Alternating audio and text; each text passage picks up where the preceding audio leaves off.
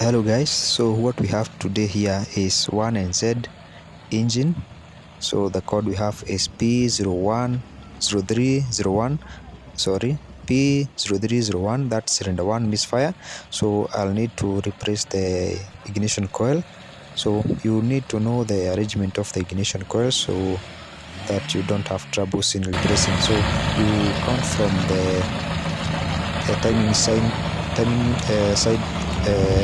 so you'll count from number 1, 2, 3 up to number 4, and after replacing the ignition coil it worked fine. So you can either replace with a new one or also replace with an extra pan and you'll be good to go.